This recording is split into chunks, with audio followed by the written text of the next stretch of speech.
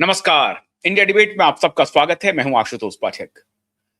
मित्रों, बाला साहब ठाकरे की थोड़ी बहुत लाज नरेंद्र मोदी, अमित शाह और देवेंद्र फडणवीस रख रहे थे। और इसमें कोई शक नहीं है कि एक जमाने में बाला साहब ठाकरे हिंदू हृदय सम्राट इस देश के थे। हिंदुओं के बारे में सोचते थे।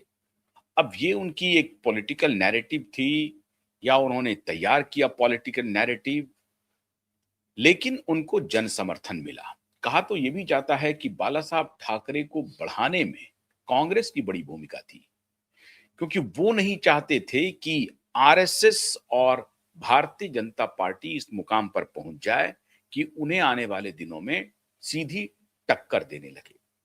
तो आरएसएस के बरक्स एक ऐसा ऑर्गेनाइजेशन महाराष्ट्र में कांग्रेस पार्टी खड़ी करना चाहते थे जो आरएसएस से आगे निकल जाए और उनको ये कहा जाए कि हिंदू फैनेटिक है ये, और फिर उसको जोड़ दिया जाए कि देखिए ये आरएसएस के तरह ही एक ऑर्गेनाइजेशन खड़ा हुआ है और उसमें कहा जाता है कि बाला साहब ठाकरे को धन बल हर तरह से कांग्रेस के लोगों ने मदद किया। और एक जमाने में कांग्रेस का पूरा राज था महाराष्ट्र में, ये किसी से छिपा हुआ नहीं है। और उसमें बहुत सारे कांग्रेसी नेताओं की भूमिका है जो बाला साहब ठाकरे को आगे बढ़ाने में अपना रोल प्ले किया, ये कहा जाता है। अब ये बात गौण हो गई, अब बाला साहब ठाकरे हैं नहीं, लेकिन उन्होंने अपना वर्चस्व, अपना प्रभाव न सिर्फ मुंबई में बल्कि पूरे महाराष्ट्र में एक प्रकार से बनाया और एक जमाने में सबसे बड़ी पार्टी के रूप में उभरते रहे।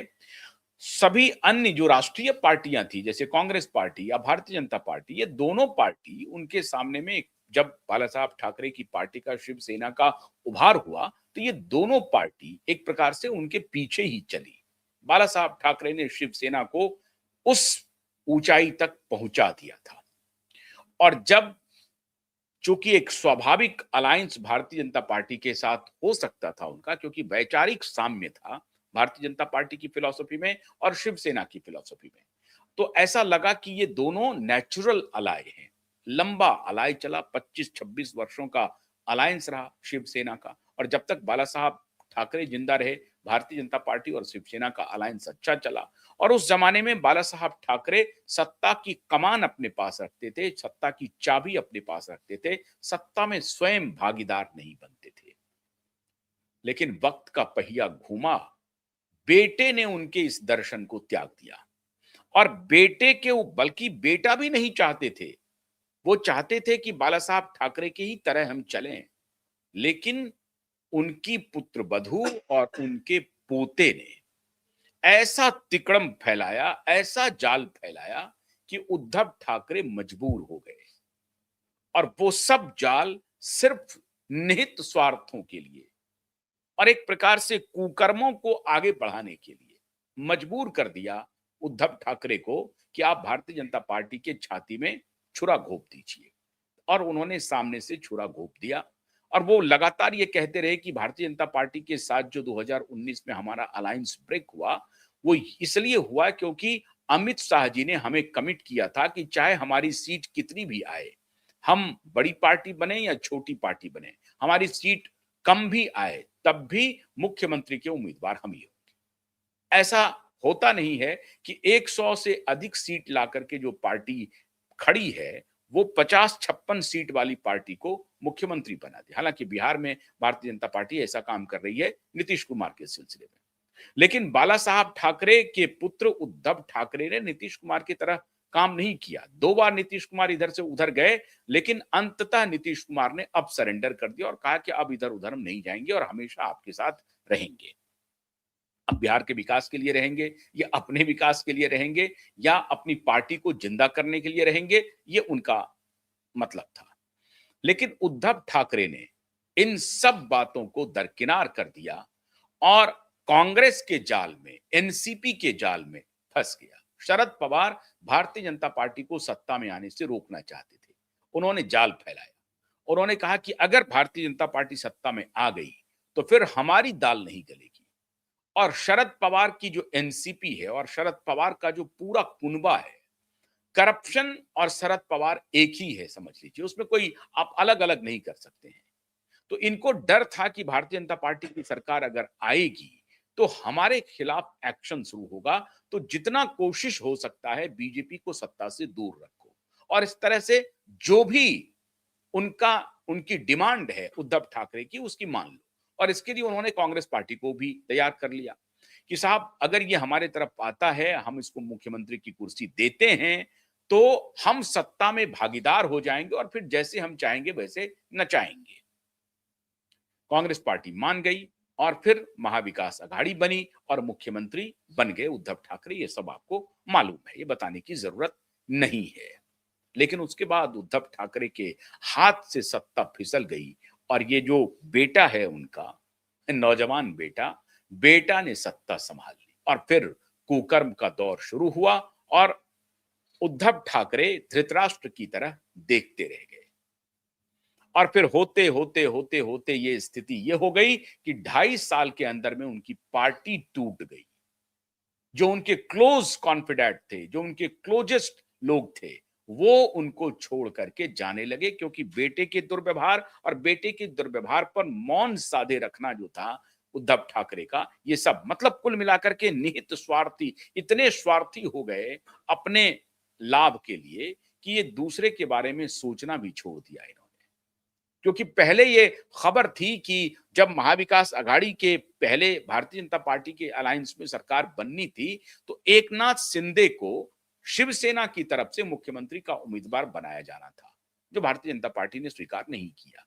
लेकिन ये खबर यही है, कोई मुख्यमंत्री तो स्वयं उद्धव ठाकरे ही बनना चाहते थे।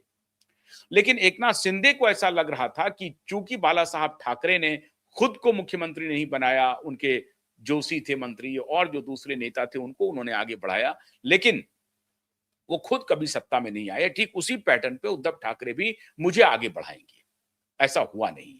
उद्धव ठाकरे ने खुद के लिए कुर्सी मांग ली और 2.5 साल तक एकनाथ शिंदे ने मन मार करके, आप समझिए कि अपमान का घूंट पी करके, उनको लग रहा था कि मुख्यमंत्री तो हम ही बनने वाले हैं, एकनाथ शिंदे ने आखिर में वो काम किया जिसकी वजह से वो मुख्यमंत्री बने। और जो उद्धव ठाकरे ने धोखा दिया भारतीय जनता पार्टी को, एकनाथ शिंदे ने कहा, आप उनके शब्दों में कहें तो कहेंगे वो धोखा है, गद्दार है, सब कहते हैं। लेकिन जब एकनाथ शिंदे को लग गया कि ये व्यक्ति जब भारतीय जनता पार्टी को धोखा दे सकता है, तो मैं क्यों इनके साथ रहूं, इन्होंने उसका साथ छोड़ दिया और बीजेपी के साथ इन्होंने सरकार बना ली, खुद मुख्यमंत्री बन गए। ये तो मैंने आपको नेपथ्य बताया। उसके बाद का सीन आपको मालूम है, लोकसभा चुनाव हुआ, विधानसभा चुनाव हुआ, सब में खेत रहे। उसके बाद 288 सीटों के लिए अभी मेयर के चुनाव हुए और उस मेयर के चुनाव में एनडीए गठबंधन 232 सीट पर, 288 में से 232, अकेले 132 सीट पर भारतीय जनता पार्टी के उम्मीदवार जीत करके आए हैं। तो ये हालत हो गई है अब बीजेपी की और एनडीए की। दूसरी तरफ महाविकास अघाड़ी खत्म हो गया। विधानसभा चुनाव के बाद ही कांग्रेस पार्टी ने तय कर लिया कि हमें अब किसी के सहारे चलने की जरूरत नहीं है। एनसीपी के बारे में भी उनको समझ में आ गया कि एनसीपी हमारा उपयोग कर रही है अपने फायदे के लिए। और इन दोनों बाप बेटे को तो कांग्रेस पार्टी ने समझ ही लिया। कांग्रेस पार्टी ने एक प्रकार से सारा कम्युनिकेशन बंद कर दिया। बाप बेटे दिल्ली आए, कांग्रेस को मनाने के लिए आए, तमाम लोगों से हॉबनॉबिंग की, लेकिन बात चली नहीं। अब एक आखिरी लड़ाई जनवरी 2026 में, 1 जनवरी के बाद से ही शुरू हो गई। और वो आखिरी लड़ाई क्या है? मुंबई महानगर पालिका का चुनाव। मुंबई महानगर पालिका के चुनाव आखिरी दुर्ग है ठाकरे परिवार के लिए। पैसे की कमाई के हिसाब से, गुंडागर्दी के हिसाब से, हफ्ता वसूली के हिसाब से, हर तरह से एकमात्र स्रोत है मुंबई, माया नगरी जहां पर है। इस माया नगरी के लोकल गवर्नेंस पे शिवसेना उद्धव गुट का दबदबा अब तक था, क्योंकि उस वक्त शिवसेना का डिवीजन नहीं हुआ था। 84 सीटें अभी इनके पास हैं और 84 सीट होने के बाद ये सबसे बड़ी पार्टी है। 82 सीट पर भारतीय जनता पार्टी के उम्मीदवार जीते हैं मुंबई महानगर पालिका चुनाव में। तो वहां कोई भारतीय जनता पार्टी कोई एकदम से फिसड्डी पार्टी नहीं है। बीजेपी का भी दबदबा है, लेकिन शिवसेना का दबदबा जब अलायंस में थे तब से है। अभी तो 2017 की बात से ये पहली बार चुनाव हो रहा है। तो जब अलायंस में थे तब का ये नतीजा है। और अब मुंबई महानगर पालिका के चुनाव का कैंपेन प्रारंभ हो गया है। अब मुंबई महानगर पालिका चुनाव जीतने के लिए सारे तिकड़म इन्होंने लगा लिए, सारे तिकड़म। अब आखिरी तिकड़म क्या है इनका? अपने भाई राज ठाकरे को अपने साथ मिला लिया। मन से जो टूट करके बने थी, उद्धव गुट से टूट करके राज ठाकरे ने महाराष्ट्र नवनिर्माण सेना बनाया था मन से। अब मन से और शिवसेना उद्धव दोनों एक हो गई है। मैंने कुछ दिन पहले आपको बताया हुआ है कि ये दोनों भाई एक होकर के मुंबई के क्रेडिट सोसाइटी का चुनाव लड़े थे। उसमें डायरेक्ट नहीं होता है, लेकिन समर्थित उम्मीदवार होते हैं। तो मनसे और शिवसेना उद्धव के जो समर्थित उम्मीदवार थे वो 0 पर आउट हो गए। 20 सीट में से 0 सीट मिला, 0 सीट। 7 सीट जाकर के भारतीय जनता पार्टी के समर्थित उम्मीदवार को मिला और बाकी जो 14 सीट थी वो उस क्रेडिट सोसाइटी के जो अपने इंटरनल जो नेता होते हैं वो नेता चुनाव जीत करके आए थे। वो बड़ा दबदबा था और उसी में क्रेडिट सोसाइटी के अधीन ही वो मुंबई का जो ट्रांसपोर्ट लेबर यूनियन है, ट्रांसपोर्ट यूनियन है, उसका भी चुनाव था। उस सब में फिसड्डी हो गए, 0 पर आउट हो गए। ये सारी जो इलेक्शंस थे, इसके माध्यम से ही ये लोकल गवर्नमेंट पे शिवसेना उद्धव का दबदबा रहता है। लोकल में कोई भी काम करवाना हो आपको तो इनके ही सहारे आपको जाना पड़ेगा। एमएलए एमपी तो दूर की कौड़ी है, आपको पार्षद के पास पहले जाना पड़ेगा। कोई भी छोटा काम आपको नाली ठीक करवानी है, गली ठीक करवानी है, बल्ब लगवाने हैं, छोटे मोटे काम जितने होते हैं वो सारे काम आपको पार्षद ही करके देते हैं। रेडी लगाना है, पटरी लगाना है, कहां दुकान लगाना है, हाट लगाना है, ये लगाना है, वो एक बहुत बड़ा बाजार है। आप कल्पना कीजिए ना, 70,000 करोड़ का बजट है सालाना, 70,000 का। एशिया की सबसे धनी म्युनिसिपल कॉर्पोरेशन है, सबसे धनी म्युनिसिपल कॉर्पोरेशन। इसीलिए वो 70,000 करोड़ पर पूरा मामला टिका हुआ है और घड़ी की सुई सब जगह को छोड़ करके आकर के मुंबई में टिक जाती है, क्योंकि 70,000 करोड़ की जो पोटली है वो हमारे हाथ से ना निकल जाए। ये खेल है। कोई जनता के लिए, जनता में पॉपुलैरिटी करने के लिए, जनता के लिए काम करने के लिए, वो तो बाय प्रोडक्ट है। जनता के लिए काम करना बाय प्रोडक्ट है।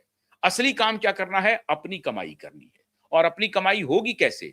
जबकि सरकारी खजाने से पैसा निकलेगा। और वो पैसा कितना? 70,000 करोड़ का।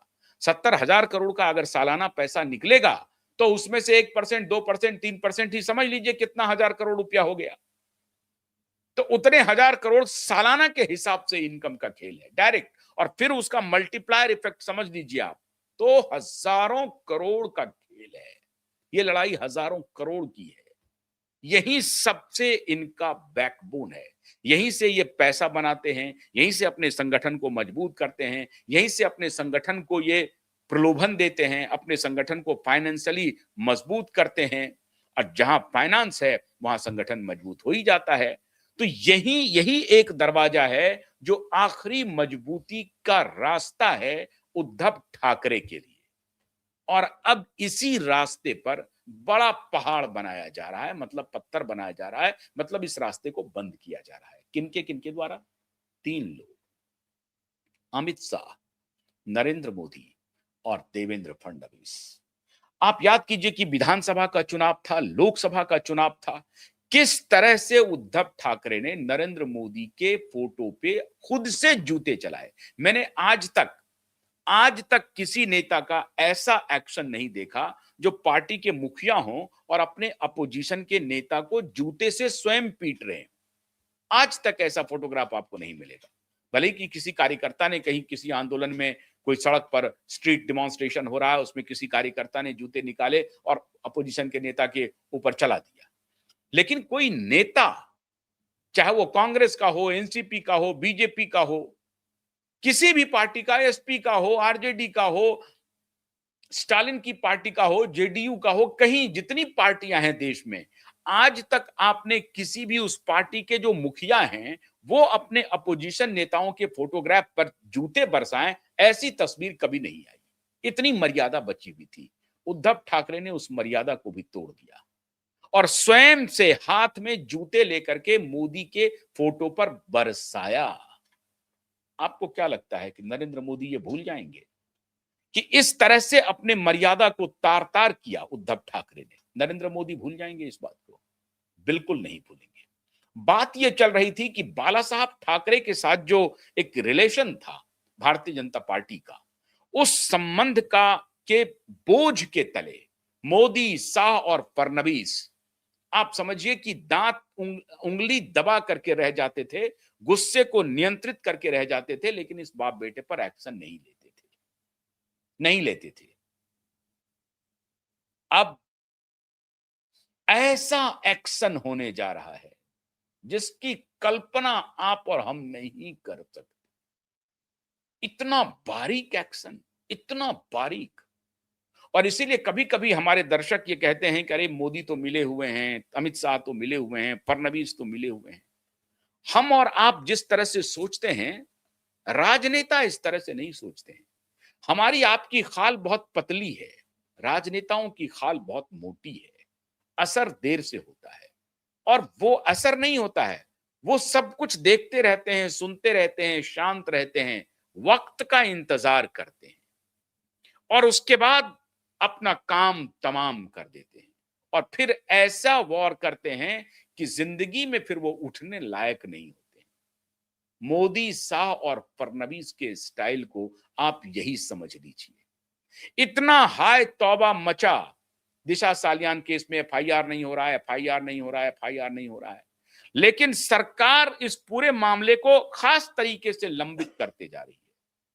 और अब जानकारी मिल रही है कि सरकार लंबित इसलिए कर रही है क्योंकि वो नहीं चाहती है कि उनके ऊपर ये दाग लगे कि बाला साहब ठाकरे के पोते और बेटे के खिलाफ भारतीय जनता पार्टी विंडिक्टिव है। मोदी, शाह और फडणवीस विंडिक्टिव हैं। नहीं तो मैं कुछ नहीं करूंगा। और उनका जो आखिरी, मैंने कहा ना कि ये अदालत में जो सजा मिलेगी तो मिलनी ही है, वो तो कानून अपना काम करेगा।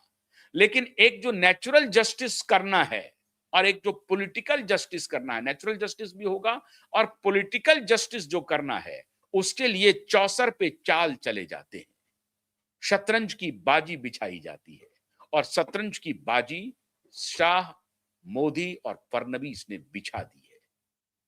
वो जो 84 का आंकड़ा अभी तक इनके लिए खुशी का सबब है, वो 84 का आंकड़ा अब खत्म होने वाला है।